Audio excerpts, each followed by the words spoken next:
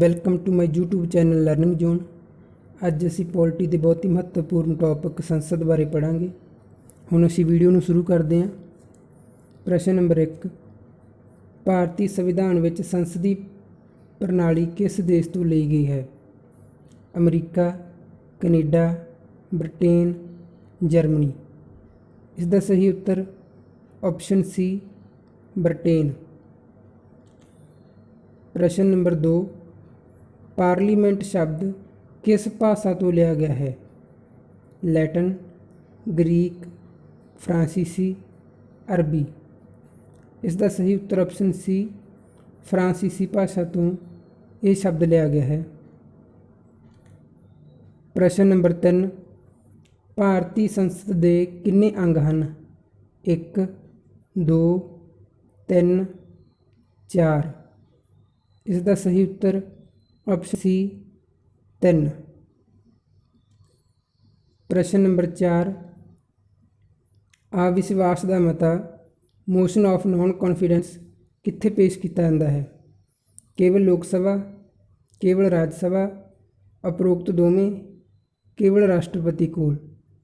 ਇਸ ਦਾ ਸਹੀ ਉੱਤਰ option A, ਕੇਵਲ ਲੋਕ ਸਭਾ। ਪ੍ਰਸ਼ਨ ਨੰਬਰ 5, ਕਿਹੜਾ ਕਥਨ ਗਲਤ ਹੈ?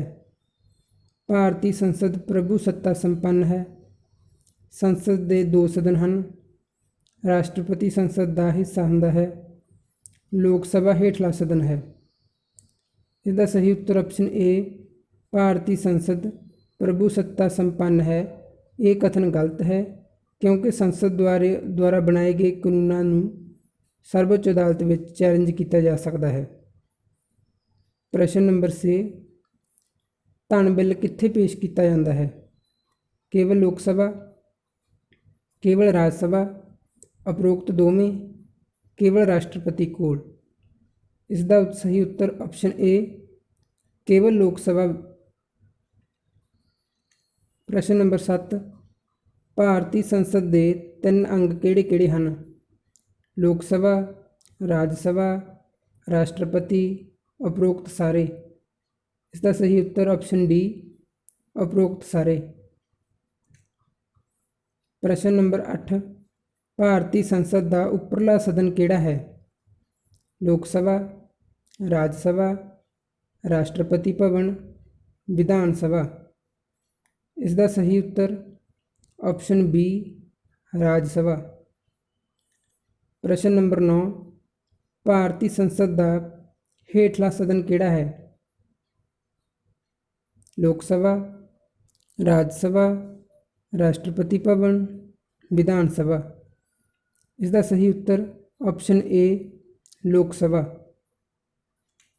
ਪ੍ਰਸ਼ਨ ਨੰਬਰ 10, ਸੰਸਦ ਦੇ ਦੋਨਾਂ ਸਦਨਾਂ ਦੇ ਸੰਯੁਕਤ ਸਤਰ ਕੌਣ ਬੁਲਾਉਂਦਾ ਹੈ? ਪ੍ਰਧਾਨ ਮੰਤਰੀ, ਰਾਸ਼ਟਰਪਤੀ, ਸਪੀਕਰ, ਉਪ ਰਾਸ਼ਟਰਪਤੀ। ਇਸ ਦਾ ਸਹੀ ਉੱਤਰ ਆਪਸ਼ਨ ਬੀ, ਰਾਸ਼ਟਰਪਤੀ। ਪ੍ਰਸ਼ਨ ਨੰਬਰ 11, ਸੰਸਦ ਦੇ ਦੋਨਾਂ ਸਦਨਾਂ ਦੇ ਸੰਯੁਕਤ ਸਤਰ ਰਾਸ਼ਟਰਪਤੀ ਬੁਲਾ ਸਕਦਾ ਹੈ। ਇਹ ਸੰਵਿਧਾਨ ਦੇ ਕਿਸ ਅਨੁਛੇਦ ਵਿੱਚ ਹੈ?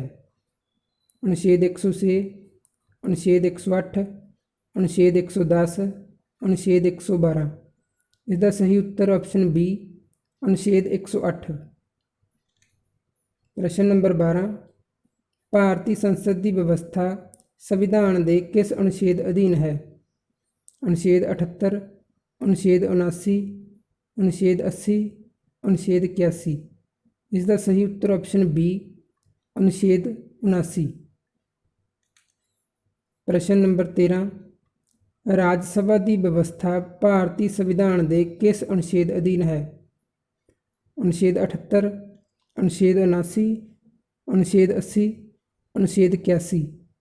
ਇਸ ਦਾ ਸਹੀ ਉੱਤਰ ਆਪਸ਼ਨ ਸੀ, ਅਨੁਛੇਦ 80 ਦੇ ਅਧੀਨ ਰਾਜ ਸਭਾ ਦੀ ਵਿਵਸਥਾ ਭਾਰਤੀ ਸੰਵਿਧਾਨ ਵਿੱਚ ਕੀਤੀ ਗਈ ਹੈ।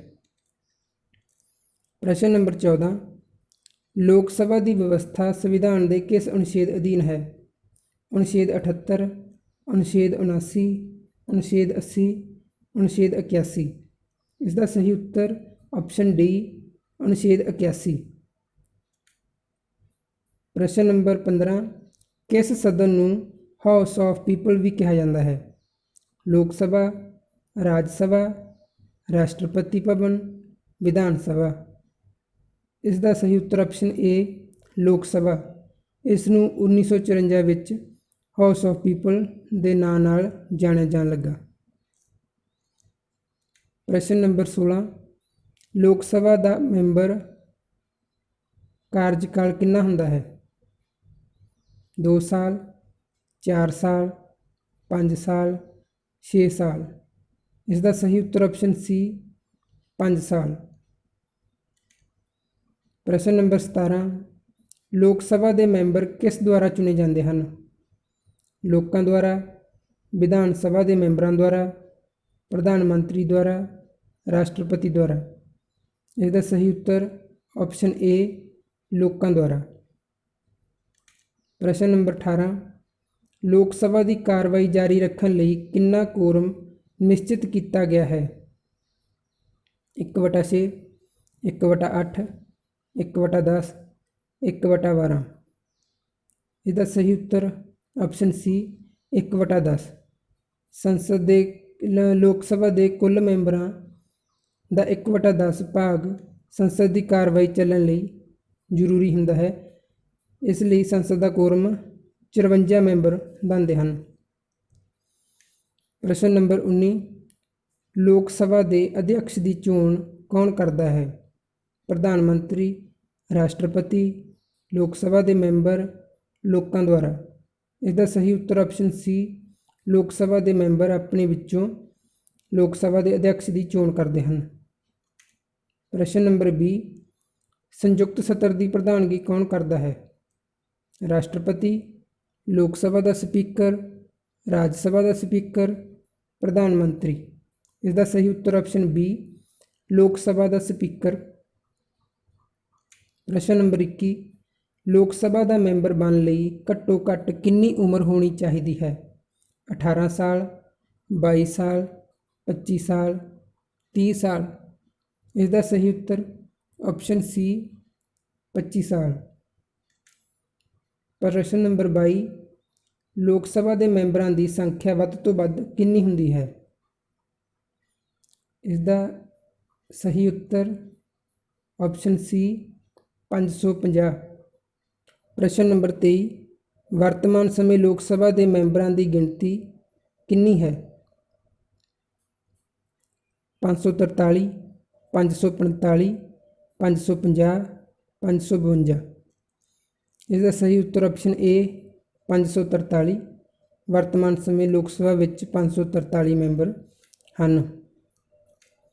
ਪ੍ਰਸ਼ਨ ਨੰਬਰ 24, ਵਰਤਮਾਨ ਸਮੇਂ ਲੋਕ ਸਭਾ ਦੇ ਕਿੰਨੇ ਮੈਂਬਰ ਰਾਜਾਂ ਵਿੱਚੋਂ ਚੁਣੇ ਜਾਂਦੇ ਹਨ? 530, 535, 540, 543। ਇਸ ਦਾ ਸਹੀ ਉੱਤਰ ਆਪਸ਼ਨ ਏ 530 ਮੈਂਬਰ ਰਾਜਾਂ ਵਿੱਚੋਂ ਚੁਣੇ ਜਾਂਦੇ ਹਨ। ਪ੍ਰਸ਼ਨ ਨੰਬਰ 25, ਵਰਤਮਾਨ ਸਮੇਂ ਲੋਕ ਸਭਾ ਦੇ ਕਿੰਨੇ ਮੈਂਬਰ ਕੇਂਦਰ ਸ਼ਾਸਿਤ ਪ੍ਰਦੇਸ਼ਾਂ ਵਿੱਚੋਂ ਚੁਣੇ ਹੋਏ ਹਨ? 12, 13, 15, 17। ਇਸ ਦਾ ਸਹੀ ਉੱਤਰ ਆਪਸ਼ਨ ਬੀ 13। ਲੋਕ ਸਭਾ ਦੇ ਵੱਧ ਤੋਂ ਵੱਧ ਮੈਂਬਰ 550 ਹੁੰਦੇ ਨੇ। ਰਾਜਾਂ ਤੋਂ 530 ਚੁਣੇ ਹੋਏ ਨੇ ਵਰਤਮਾਨ ਸਮੇਂ। ਕੇਂਦਰ ਸ਼ਾਸਿਤ ਪ੍ਰਦੇਸ਼ਾਂ ਤੋਂ 13 ਚੁਣੇ ਹੋਏ ਨੇ। ਇਸ ਲਈ ਵਰਤਮਾਨ ਸਮੇਂ ਲੋਕ ਸਭਾ ਦੇ ਮੈਂਬਰਾਂ ਦੀ ਕੁੱਲ ਗਿਣਤੀ 543 ਹੈ।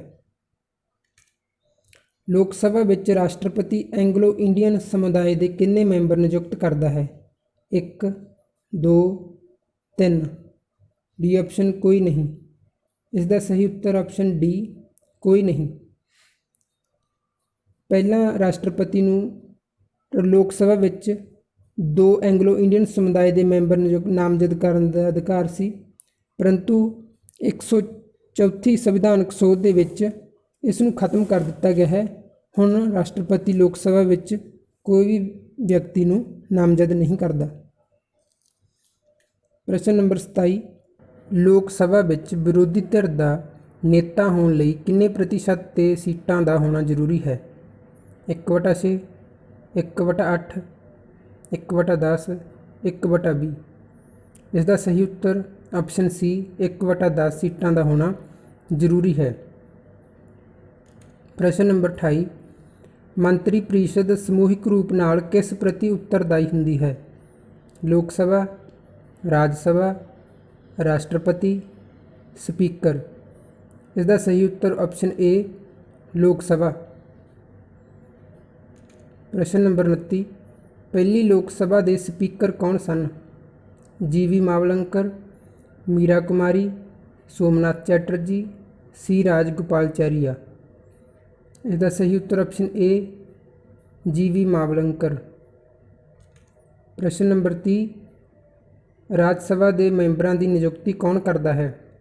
ਰਾਸ਼ਟਰਪਤੀ, ਰਾਜ ਵਿਧਾਨ ਸਭਾਵਾਂ ਦੇ ਮੈਂਬਰ, ਪ੍ਰਧਾਨ ਮੰਤਰੀ, ਲੋਕ ਸਭਾ ਦੇ ਮੈਂਬਰ। ਇਸ ਦਾ ਸਹੀ ਉੱਤਰ ਆਪਸ਼ਨ ਬੀ ਰਾਜ ਵਿਧਾਨ ਸਭਾਵਾਂ ਦੇ ਮੈਂਬਰ। ਪ੍ਰਸ਼ਨ ਨੰਬਰ 31, ਰਾਜ ਸਭਾ ਮੈਂਬਰ ਦਾ ਕਾਰਜਕਾਲ ਕਿੰਨਾ ਸਮਾਂ ਹੁੰਦਾ ਹੈ? 2 ਸਾਲ, 4 ਸਾਲ, 5 ਸਾਲ, 6 ਸਾਲ। ਇਸ ਦਾ ਸਹੀ ਉੱਤਰ ਆਪਸ਼ਨ ਡੀ 6 ਸਾਲ। ਪ੍ਰਸ਼ਨ ਨੰਬਰ 32, ਰਾਜ ਸਭਾ ਦੇ ਹਰੇਕ 2 ਸਾਲਾਂ ਬਾਅਦ ਕਿੰਨੇ ਮੈਂਬਰ ਸੇਵਾ ਮੁਕਤ ਹੁੰਦੇ ਹਨ? 1/2, 1/3, 1/4, 1/5। ਇਸ ਦਾ ਸਹੀ ਉੱਤਰ ਆਪਸ਼ਨ ਬੀ 1/3। ਪ੍ਰਸ਼ਨ ਨੰਬਰ 33, ਸੰਸਦ ਦਾ ਕਿਹੜਾ ਸਦਨ ਭੰਗ ਨਹੀਂ ਹੁੰਦਾ?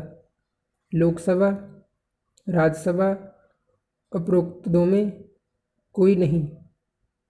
ਇਸ ਦਾ ਸਹੀ ਉੱਤਰ ਆਪਸ਼ਨ ਬੀ ਰਾਜ ਸਭਾ। ਇਸੇ ਕਰਕੇ ਰਾਜ ਸਭਾ ਨੂੰ ਇੱਕ ਸਥਾਈ ਸਦਨ ਕਿਹਾ ਜਾਂਦਾ ਹੈ।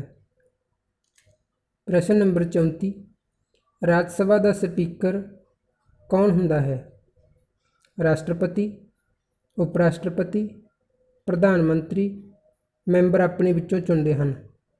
ਇਸ ਦਾ ਸਹੀ ਉੱਤਰ ਆਪਸ਼ਨ ਬੀ ਉਪ ਰਾਸ਼ਟਰਪਤੀ ਰਾਜ ਸਭਾ ਦਾ ਐਕਸ ਆਫਿਸੋ ਸਪੀਕਰ ਹੁੰਦਾ ਹੈ, ਜੋ ਕਿ ਇਸ ਦੇ ਮੈਂਬਰਾਂ ਦੁਆਰਾ ਨਹੀਂ ਬਲਕਿ ਉਪ ਰਾਸ਼ਟਰਪਤੀ ਦੀ ਪਦਵੀ ਦੇ ਕਾਰਨ ਇਹ ਅਹੁਦਾ ਹੁੰਦਾ ਹੈ।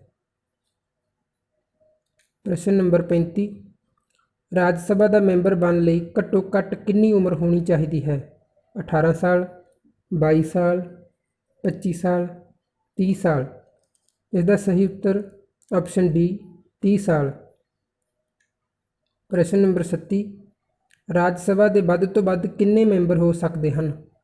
240, 245, 250, 255।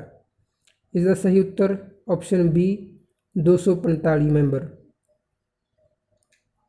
ਪ੍ਰਸ਼ਨ ਨੰਬਰ 37, ਵਰਤਮਾਨ ਸਮੇਂ ਰਾਜ ਸਭਾ ਦੇ ਕਿੰਨੇ ਮੈਂਬਰ ਹਨ?